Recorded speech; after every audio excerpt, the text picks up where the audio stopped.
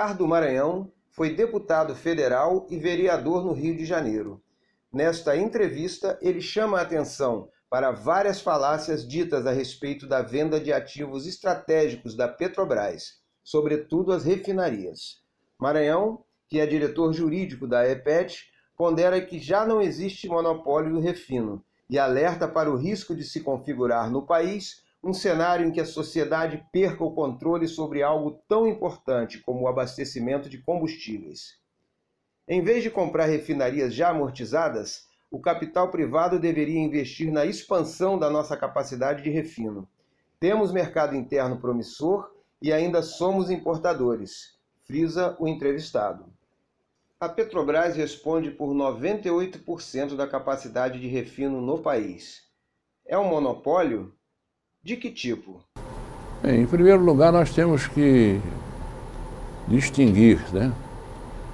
Esse monopólio é um monopólio da União, monopólio do Estado brasileiro, não da Petrobras. A Petrobras é uma mera executora do monopólio, né? Como agente, como empresa controlada pelo Estado Nacional Brasileiro. Em segundo lugar, esse monopólio não existe mais desde 1997, quando o Congresso Nacional aprovou uma emenda constitucional número 9 no governo do presidente Fernando Henrique Cardoso, e depois dessa emenda constitucional, uma lei, que é a Lei do Petróleo 9478.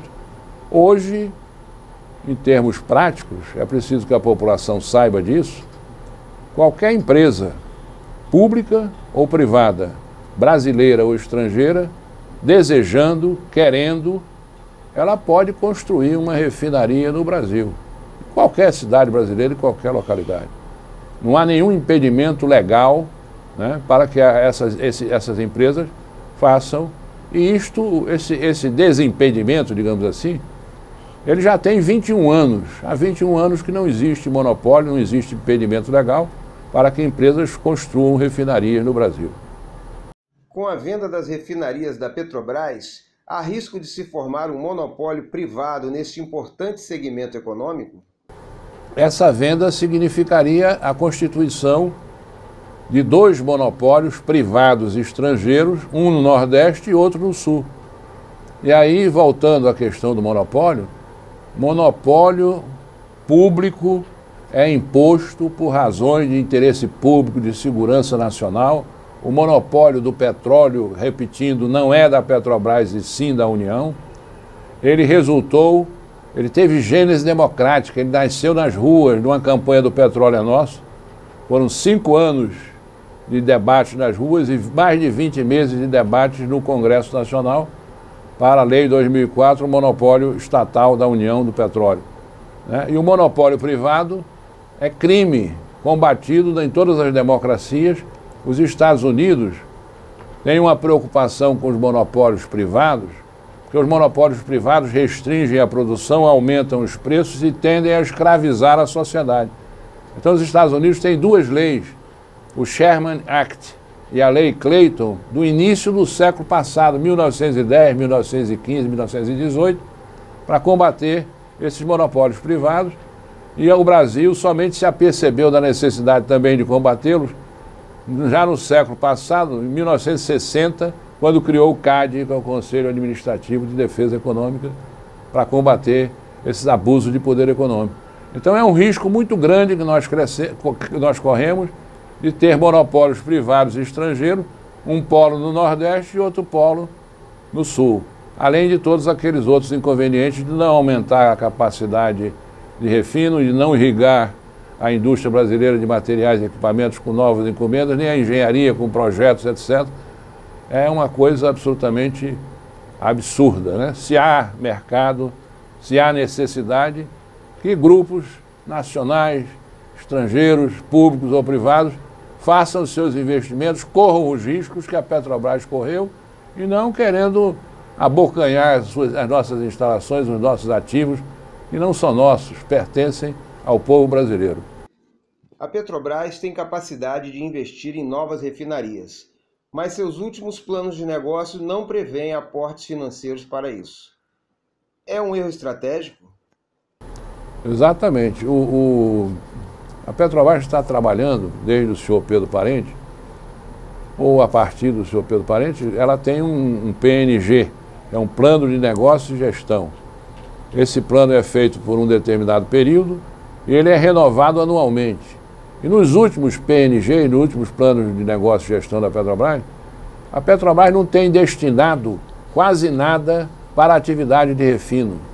Ela tem carreado para a atividade de refino tão somente recursos praticamente para a manutenção das refinarias.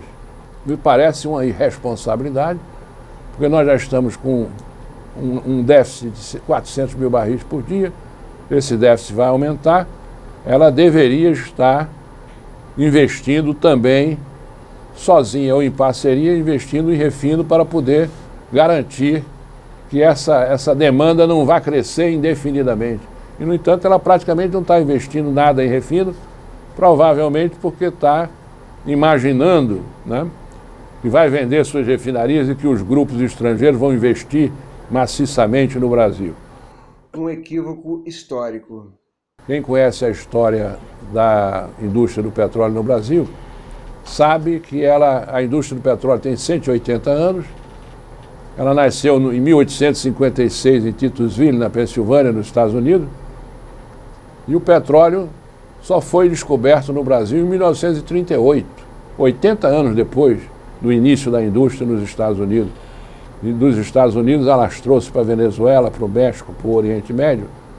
E no Brasil o discurso, não havia petróleo no Brasil, não havia petróleo, até que em 1938 o petróleo foi descoberto e vocês não têm condição de estruturar essa indústria que requer muitos investimentos, muita tecnologia. Simplesmente não fizeram nada. Em 1938 o petróleo foi descoberto no Brasil por brasileiros e tudo que nós temos hoje no Brasil, esse parque de refino, essa produção de mais de 2 milhões de barris por dia, isso tudo foi o pré-sal, isso tudo foi feito pelos brasileiros da Petrobras, com o apoio das nossas universidades, dos nossos fabricantes de materiais e equipamentos e nossas empresas de engenharia. O Brasil é o 6º mercado consumidor de derivados de petróleo, com grande potencial de crescimento. O país ainda importa 400 mil barris por dia. Por que as empresas privadas não investem em novas refinarias? Porque eles querem comprar as refinarias da Petrobras, já em operação há muitos anos, amortizadas, né, em processos que vêm sendo contestados na justiça a preço de fim de feira, né, sem precisar fazer um investimento com 3 ou 4 anos de prazo de maturação, construir a refinaria, esperar 3, 4 anos para poder começar a faturar. Então, na realidade, essa operação de venda de refinaria da Petrobras é uma entrega de mercado brasileiro para empresas certamente estrangeiras, porque não existe capital nacional com dimensão para fazer investimentos dessa natureza em refinaria, a não ser que fossem investimentos em parcerias com a Petrobras. Além disso, quando você vende uma refinaria da Petrobras, você simplesmente não vai agregar um barril na capacidade de refino. Você vai simplesmente transferir uma capacidade que hoje pertence à Petrobras para um grupo estrangeiro. E nós vamos continuar com o nosso problema de importador de 400 mil barris de derivado de petróleo hoje, mas que dentro de 4, 5 anos se tornarão talvez 1 milhão de barris. Então nós não vamos resolver a nossa questão de dependência na importação de derivados. E tem um outro problema grave, que é o fato do Brasil está se tornando um grande produtor de petróleo. Hoje o Brasil está exportando, durante o ano de 2018, exportou 1.100.000 barris de petróleo por dia. E dentro de mais alguns anos serão 2 milhões, e nós estamos exportando esse petróleo cru, sem agregar valor, sem transformar esse petróleo em derivados de petróleo. Então nós estamos gastando divisas, importando 400 mil barris por dia, que serão 1 milhão daqui a alguns anos, e estamos perdendo dinheiro, porque ao invés de exportar gasolina, diesel, querosene, gás liquefeito de petróleo, nós estamos exportando petróleo bruto. Então isso tudo é uma insensatez, é uma proposta indecorosa, entreguista, equivocada, que não atende aos interesses do país. No entorno dessas refinarias que querem entregar, existe também toda uma infraestrutura construída pela Petrobras. Exatamente. As refinarias não operam de forma isolada. Elas recebem o petróleo cru, normalmente chega esse petróleo através de um terminal. Nós temos vários terminais que a Petrobras construiu, né? Madre em Madre de Deus, na Bahia, Suape em Pernambuco, o Teduti no Rio Grande do Sul, né? E também os terminais para trazer o cru e uma rede de oleodutos, de dutos, para transferir o petróleo bruto dos terminais até as refinarias e uma rede de dutos para escoamento dos derivados. E a proposta justamente é uma proposta indecorosa, porque além da venda das refinarias, pretende-se vender os terminais e a rede de dutos, todo o sistema logístico. É um prato feito, né, para quem não gosta de trabalhar, não gosta de correr risco, não gosta de investir e não gosta de maturar os seus investimentos, né?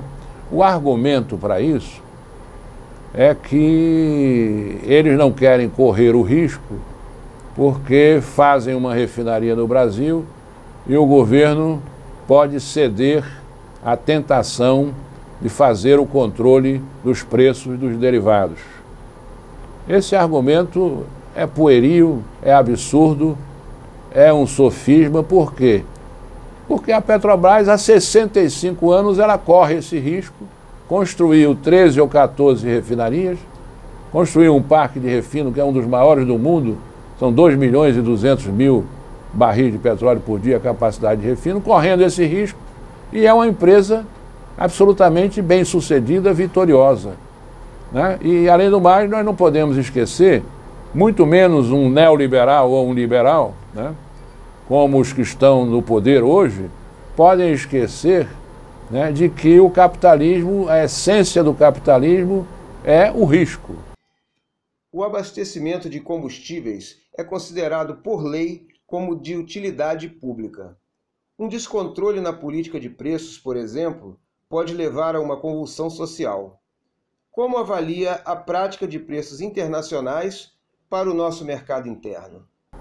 Você vê a que ponto os descuidos na política de preços dos derivados pode levar a uma convulsão social, como, aliás, nós tivemos recentemente a greve dos caminhoneiros, que parou o país, uma greve absolutamente popular, uma greve justa, mas que deu um prejuízo de bilhões e bilhões de dólares, chegou a afetar até o crescimento do PIB, de acordo com o levantamento feito pelo IBGE, né? Isso tudo foi a consequência de uma política de preços irresponsáveis, de alta volatilidade. A Petrobras, num ano, reajustou o preço do óleo diesel cerca de 160 vezes. O caminhoneiro do Rio Grande do Sul contratava um frete para levar uma mercadoria até o Rio Grande do Norte. Quando ele chegava no Rio Grande do Norte, o preço do diesel já tinha mudado 3, 4 vezes, ele não podia mais tratar o frete de retorno, né? Isso tudo aliado ao péssimo estado das nossas estradas e aos problemas de pedágio, praça de pedágio, problema de eixo, mas, sobretudo, o fator preponderante fundamental para essa paralisação foi a política absurda de preços internacionais imposta pelo senhor Pedro Parente, que, lamentavelmente, teve sequência com o senhor Ivan Monteiro e parece terá sequência com o senhor Roberto Castelo Branco. Isso tudo nós temos recebido reclamações, protestos de companhias aéreas com o preço do querosene de aviação, que está lá em cima também, né? Agora, recentemente, o governador de São Paulo teve que baixar o imposto sobre o querosene de aviação para que pudesse haver uma compensação das companhias aéreas. Eu tenho manifestações da Associação Brasileira das Empresas Aéreas protestando, o protesto dos caminhoneiros. Nós temos notícias de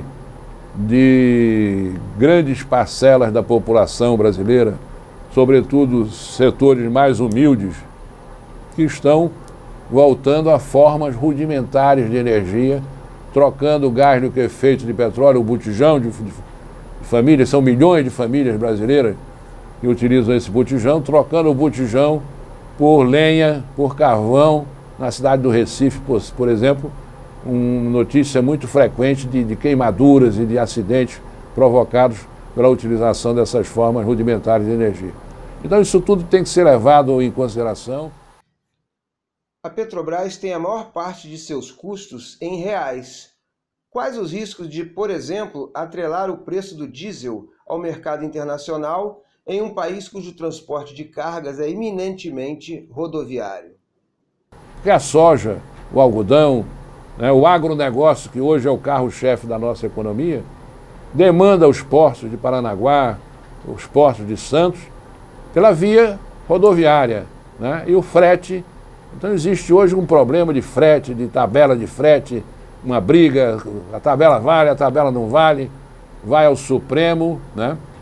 E veja bem, com a greve dos caminhoneiros, o governo partiu para uma política absurda e é uma política absolutamente incoerente e contraditória com o discurso neoliberal. Que política é essa? Resolveram dar subsídio ao diesel, tirar 30% de tributos, 30 centavos de tributos no preço do diesel, né? Numa hora em que só se fala em crise fiscal, o governo abre mão de receita tributária, tirando 30 centavos em cada litro de diesel, para que o litro do diesel baixasse para atender a reivindicação dos caminhoneiros. E, ao mesmo tempo, criar um subsídio, ou seja, pagar aos agentes econômicos um determinado valor do dinheiro público para que esses agentes possam, digamos, transformar o frete num valor mais acessível. Né? Isso numa hora em que o país está numa crise, é uma coisa verdadeiramente absurda. Nada disso seria necessário, bastava que a Petrobras praticasse um preço mais módico, sem necessidade de praticar preços proibitivos que lhe causem prejuízo. Há motivo para ficarmos à mercê dos preços internacionais e das crises externas, como a da Síria ou Venezuela atualmente? Quando você atrela, condiciona, amarra os preços dos derivados de petróleo aos preços internacionais, você internaliza uma quantidade muito grande de incertezas, né? Estoura a guerra da Síria, as brigas de Trump com o Kim, lá da Coreia do Norte, o bloqueio americano, as sanções americanas contra o Irã. O Irã é o terceiro maior exportador da OPEP, né? A inquietação, a tensão na Venezuela, tudo isso faz o preço do petróleo subir, né? E ao subir o preço do petróleo, o preço dos derivados sobe e esses preços são internalizados no Brasil. Nós não temos nada a ver com a briga do Trump com a Coreia do Norte, com a Venezuela, nem com os Khomeini lá do Irã. E o nosso consumidor vai pagar por essas inquietações, os problemas climáticos, né? O hemisfério norte tem temperaturas sabidamente muito severas, 15, 20, 30, 50 graus abaixo de zero, tufões, tsunamis, maremotos, terremotos. Acontece um fenômeno desse na região do Golfo do México, as plataformas param de operar, as refinarias ali na região de Louisiana, do Texas também, os preços do petróleo e dos derivados sobem e os consumidores brasileiros, nós não temos aqui terremotos, maremotos, nem tsunamis, eles vão pagar por essa volatilidade toda dos derivados de petróleo.